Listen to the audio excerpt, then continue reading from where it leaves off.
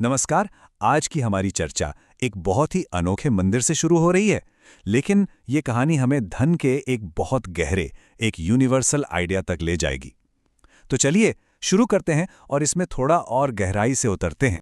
सोचिए जरा, क्या हो अगर समृद्धि का मतलब सिर्फ पैसा कमाना ना हो? ये एक बहुत बड़ा सवाल है ना?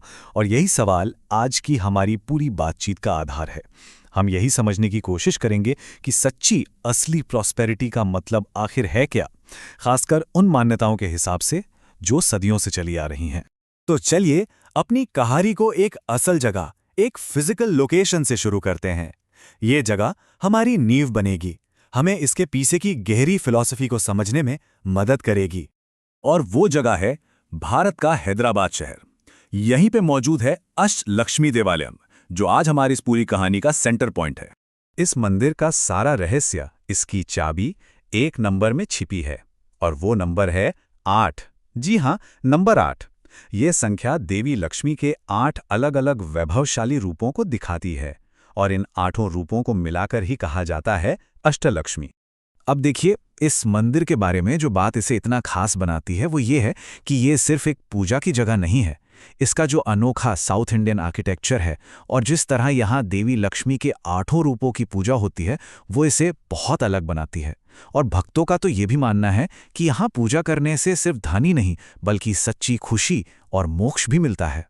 अच्छा, तो मंदिर की इमारत और उसकी खासियत तो हमने जान ली।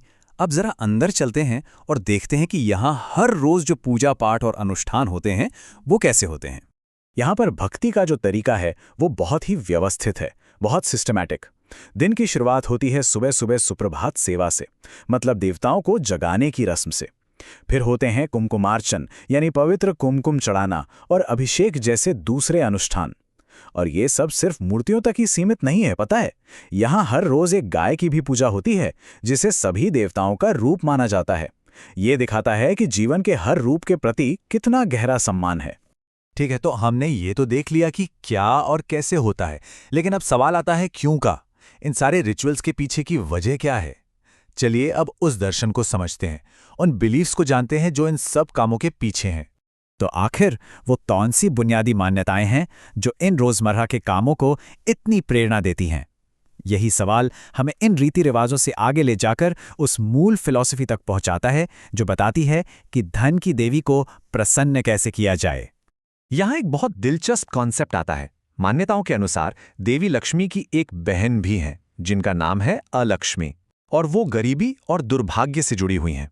ऐसा कहा जाता है कि जहां पवित्रता, व्यवस्था और करुणा होती है, वहां लक्ष्मी खींची चली जाती हैं, और जहां गंदगी, क्योस और नेगेटिविटी होती है, वहां अलक्ष्मी आ जाती हैं। तो ये एक तरह से एक लगातार चलने वाली चॉइस है।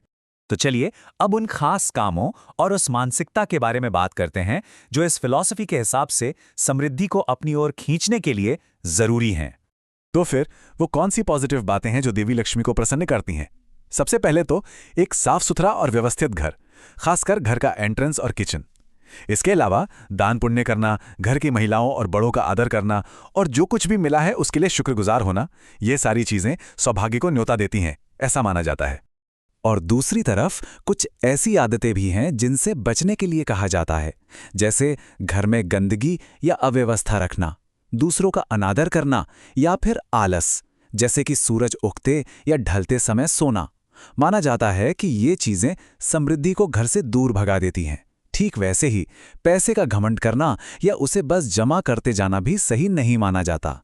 तो चलिए अब इन सारी बातों को एक साथ जोड़ते हैं और समझने की कोशिश करते हैं कि धन का, वेल्थ का असल में मतलब क्या है, एक बड़े यूनिवर्सल नजरिए से।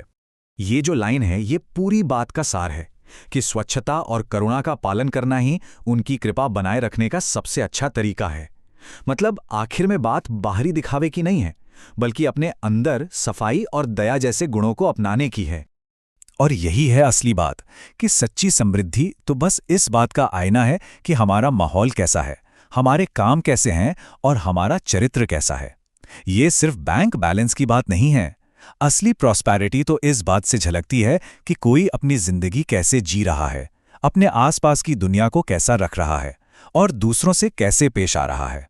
तो आखिर में ये एक सवाल हमारे लिए भी है कि हमारी अपनी जिंदगी में वो कौन सी गंदगी या अव्यवस्था है जिसे साफ करने की जरूरत है। और ये अव्यवस्था सिर्फ भारी चीजों की नहीं हो सकता है, ये हमारे मन की हो, हमारी भावनाओं की हो, है ना। ये एक ऐसा सवाल है जिस पर हम सब सोच सकते हैं।